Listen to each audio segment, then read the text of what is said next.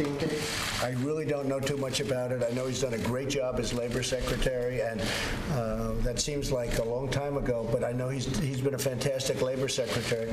That's all I can really tell you about it. That's all I know about it. What about the charges against Bob Kraft? He's a friend of yours. Well, it's very sad. I was very surprised to see it. He's proclaimed his innocence totally, but I'm very surprised to see it. Have you spoken with Bill Barr about the release of the Mueller report? Have you spoken No, I have about not. that? You've No, said nothing, did you? I have not. Do you expect to? At some point, I guess I'll be talking about it. But you know the nice part? There was no collusion. There was no obstruction. There was no anything. So that's the nice part. There was no phone calls, no nothing. We have I won a race. You know why I won the race? Because I was a better candidate than she was, and it had nothing to do with Russia. And everybody knows it's a hoax. It's one of the greatest hoaxes ever perpetrated on this country. So I look forward to seeing the report. If it's an honest report, it will say that. If it's not an honest report, it won't. Yeah, go ahead.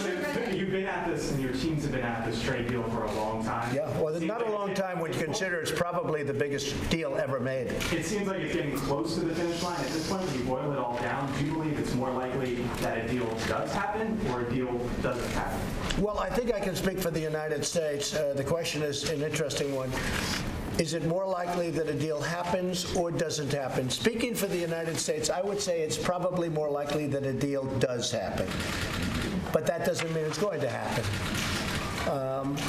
Speaking for China, if you'd like to answer that question, you can. But I would say that it's more likely that a deal will happen. The fact that they're staying, and this is a very high delegation. This is a man who is revered all throughout China as the vice premier.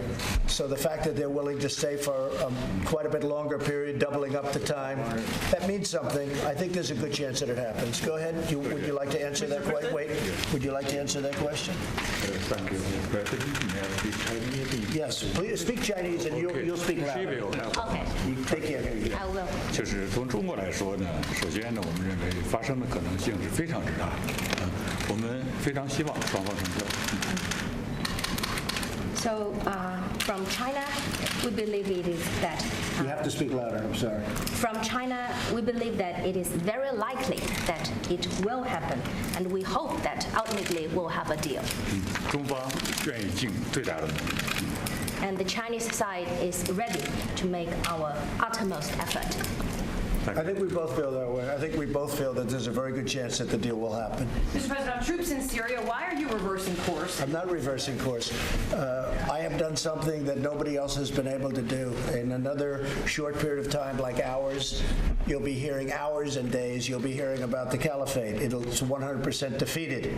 Nobody's been able to say that. That doesn't mean there aren't some very bad people walking around and strapping on bombs and all of these things, but we've done a job that nobody else has been able to do. I heard Lindsey Graham this morning congratulating me on having defeated the caliphate, and frankly, I'm getting a lot of congratulations. At the same time, we can leave a small force along with others in the force, whether it's NATO troops or whoever it might be, so that it doesn't start up again, and I'm okay. It's a very small, tiny fraction of the people we have, and a lot of people like that idea, and I'm open to ideas, but the 2,500 people that we've had there will be going to different parts of the world. They may be going over to Iraq, where we have a very powerful base, a base that costs billions of dollars to build, frankly, and that we'll be using.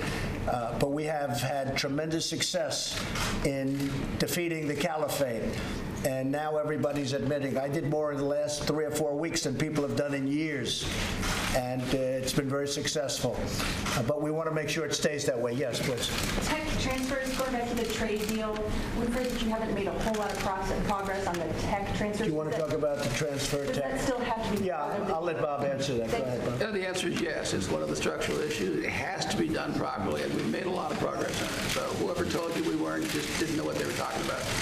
Mr. President, why haven't you condemned the North Carolina election fraud. This is a big story. The Republican candidate is calling for a new election. Why have you not condemned that, given you condemned other kinds of fraud? Well, I condemn any election fraud, and when I look at what's happened in California with the votes, when I look at what happened, as you know, there was just a case where they found 1 million fraudulent votes. When I look at what's happened in Texas, excuse me, when I look at what's happened in Texas, when I look at that catastrophe that took place in Florida, where the Republican candidates kept getting less and less and less and less. Unfortunately, Rick Scott and Ron ended up winning their election, but it was disgraceful what happened there. So I look at a lot of different places all over the country. I condemn any voter fraud of any kind, whether it's Democrat or Republican. But when you look at some of the things that happened in California in particular, when you look at what's happened in Texas with all of those votes that they recently found were not exactly properly done, I condemn all of it, and that includes North Carolina. If anything, I guess they're going to be doing a final report, but I'd like to see the final report. But any form of election fraud, I condemn. Mr. President, when do you want to have that meeting with President Xi, and do you expect to have that in Mar-a-Lago? Probably at Mar-a-Lago, probably fairly soon, during the month of March. Bob, do you have a date? Steve, do you have a date? We're planning it with your schedule. Okay, so we have 2 schedules, and we'll be planning that with the schedule. Do you have any concerns about Michael Cohen's testimony before Congress this week? Mr. President, are you still considering... Lawyer-client, but, he's taking his own chances. Where do you think stand with Huawei and ZTE? Would you still consider a ban? Well, ZTE paid a big fine of $1.2 billion, which nobody's ever even heard of before. And we want everybody to compete. And I guess it'll be somewhat of a subject that we're talking about here, Bob. We'll be talking about it. We may or may not include that in this deal. Include what? Would you drop criminal The charges? Huawei and ZTE. Would you drop criminal charges against Huawei as part of this deal? We're going to be discussing all of that during the course of the next couple of weeks, and we'll be talking to the U.S. attorneys, we'll be talking to the Attorney General, but we'll be making that decision. Right now, it's not something that we're discussing. Do you think that the congressional Republicans will stick with you on your emergency declaration and vote against? Oh, I think they'll stick, yeah. Everybody knows we need border security, we need a wall. I think it's a very bad subject for the Democrats. We need a wall. We've apprehended more people than we have in many, many years. Apprehended, meaning we've gotten, with the wall, we wouldn't even have to apprehend them if we had the proper structure. It's costing us a lot of money with the military. We have a lot of military there. We have tremendous border control and border security there. We have, I'll tell you what, the people of border security, people of ICE, the law enforcement, generally speaking, have done an incredible job at the border. We have caravans heading up, and we're able to head out the caravans. We've done a great job. But if we had the wall, it would be much easier. And frankly, it would be a job that would be perfecto, and it would cost actually, ultimately, a lot less money. So you don't think Okay. What? Okay, I have a question from China Daily. You tweeted yesterday that the U.S. will not block out currently more advanced technology in terms of 5G, 6G. What do you mean? Well, I'd like to have all companies be able to compete. I don't want to artificially block people out based on excuses or based on security. I don't want to have a security problem. Wait. I'm talking about everybody, really, including, but I'm talking about everybody. Yeah. I don't want to use artificial blocking. We want to have great 5G. Ultimately, that's going to morph into 6G, and probably 6G will be obsolete in about 2 months, the way it's going, the way that whole world moves. But 6G at some point in the future will be obsolete. But I want to have competition with China, fair competition. I don't want to block out anybody if we can help it. Now, if there's going to be a security reason or something, then we have no choice. But that is one of the things we'll be discussing today. We want to have open competition. We've always done very well in open competition. Go ahead. Mr. President, your officials mentioned that there was a deal on currency. Can you explain to us what that was? Well, we'll let you know at the appropriate time. But we have a deal on currency and currency manipulation, yes. Will you definitively veto that resolution that was introduced today that would block your national emergency if it passes? On the wall? Yes. Will I veto it? 100%.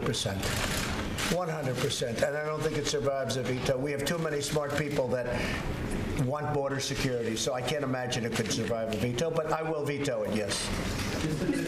Last year you had blocked all the U.S. assistance to Pakistan because of terrorist coming from there? No, I stopped paying Pakistan the $1.3 billion that we were paying them. In the meantime, we may set up some meetings with Pakistan. Pakistan was taking very strong advantage of the United States under other presidents, and we were paying Pakistan $1.3 billion a year. I ended that payment to Pakistan because they weren't helping us in a way that they should have. And honestly, we've developed a much better relationship with Pakistan over the last short period of time than we had. But I ended the payment. We were paying Pakistan $1.3 billion a year. I ended that about 9 months ago. A lot of people don't know that, but I ended it 9 months ago. But there is still coming from Pakistan attacking in Afghanistan and India. But what are you talking about? What are you trying to refer to? You have to speak up. I can't hear you. Terrorists coming from Pakistan have attacked Indian forces in Kashmir. That's right. No, it's a terrible thing going on right now between Pakistan and India. Is a very, very bad situation, and it's a very dangerous situation between the two countries. And we would like to see it stop. A lot of people were just killed, and we want to see it stopped. We're very much involved in that. Yes, if that's what you're referring to. India are seeking right to self-defense. No, India is looking at something very strong. And I mean, India just lost almost 50 people and with an attack. So I can understand that also. But we're talking, and a lot of people are talking, but it is a very, very delicate balance going on. Right now, there's a lot of problems between India and Pakistan because of what just happened. In Kashmir. Are you talking about Kashmir? Yeah. In Kashmir, it's very dangerous. Yes, please. Mr. President, Wait.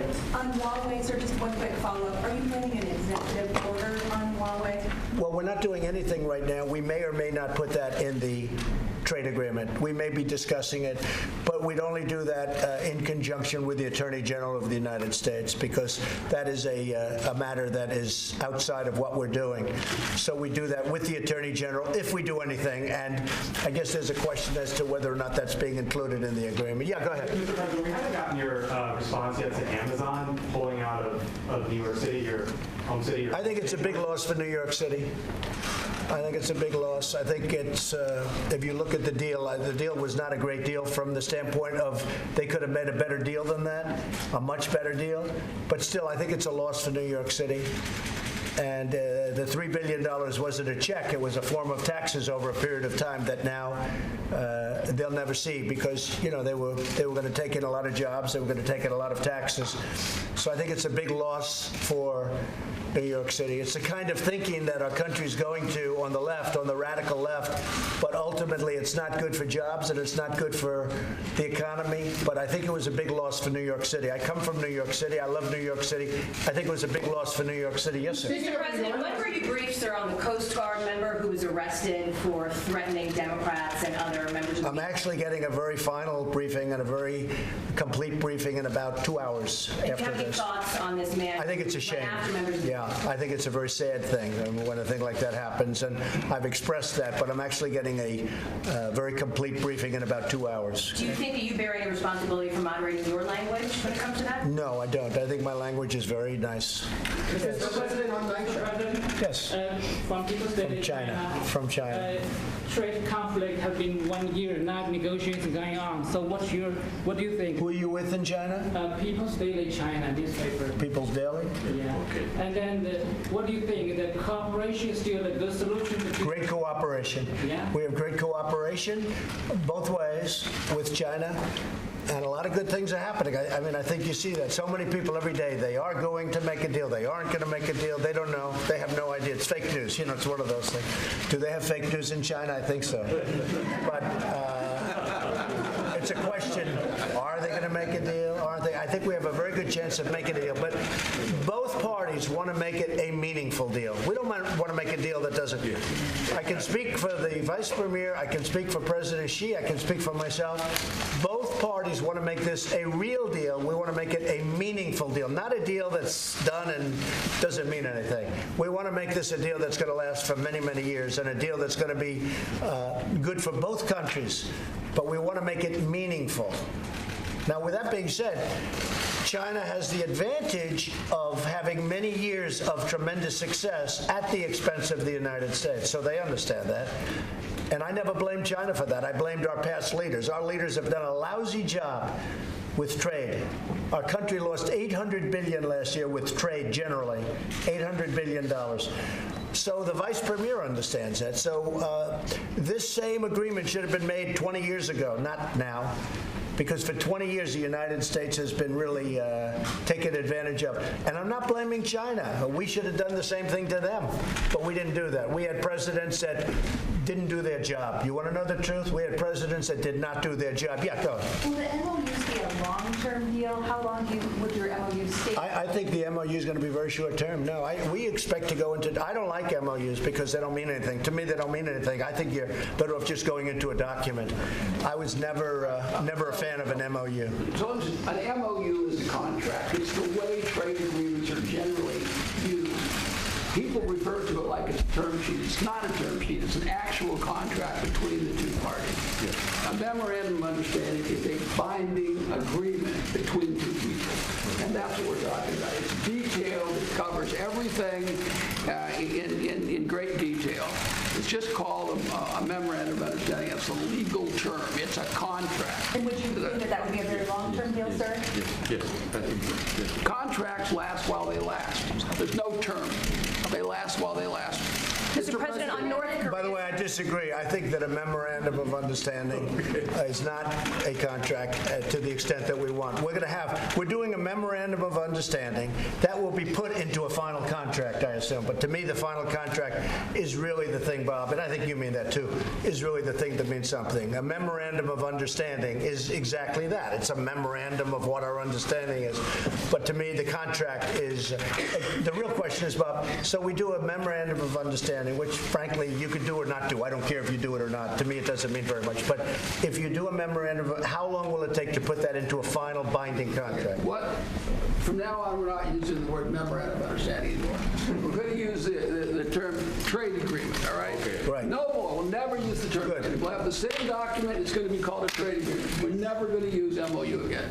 Are they going to put that into another agreement? What we'll have will be a trade agreement that if we we have major hurdles. I don't want to put the cart in front of the horse. Assuming you decide on an agreement, it'll be signed by the two people. It'll be a trade agreement between the United States and China. Good. I like that much better. I like that term much better. Agree with that? Okay, agreed. I wouldn't go into a memorandum. I would go right into a trade agreement. Either you're going to make a deal or you're not. To have these other agreements doesn't mean anything. That word again. Because they're not that meaningful, in my opinion. But anyway, I like that much better. Mr. President, what do you think needs to be done after your meeting with Lynn Patton on Rachel?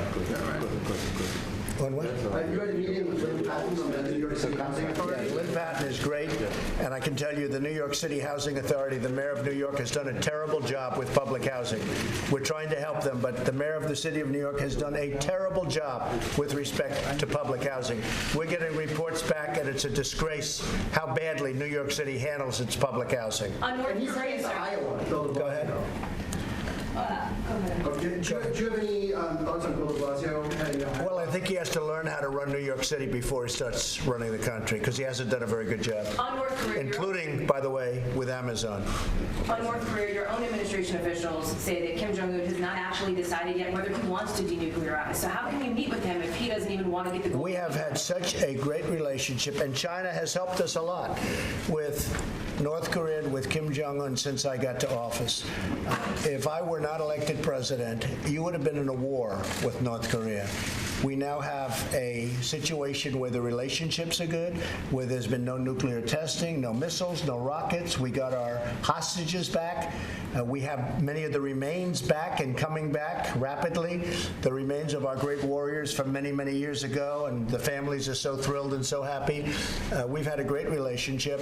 The Singapore was a tremendous success. Only the fake news likes to portray it otherwise. We would have literally been in a war with North Korea, in my opinion, had I not been elected.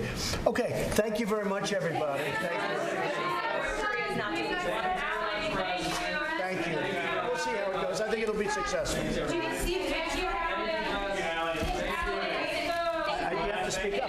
I'm trying. should run again for Congress. He said he'd run. You know, I don't know anything about the situation. When did he announce that? Today, he said he I have not seen it. He hasn't told me anything, so we'll have to take a look. Are you still in touch with him? I haven't spoken to him in a long time now. I haven't spoken. I have not been involved.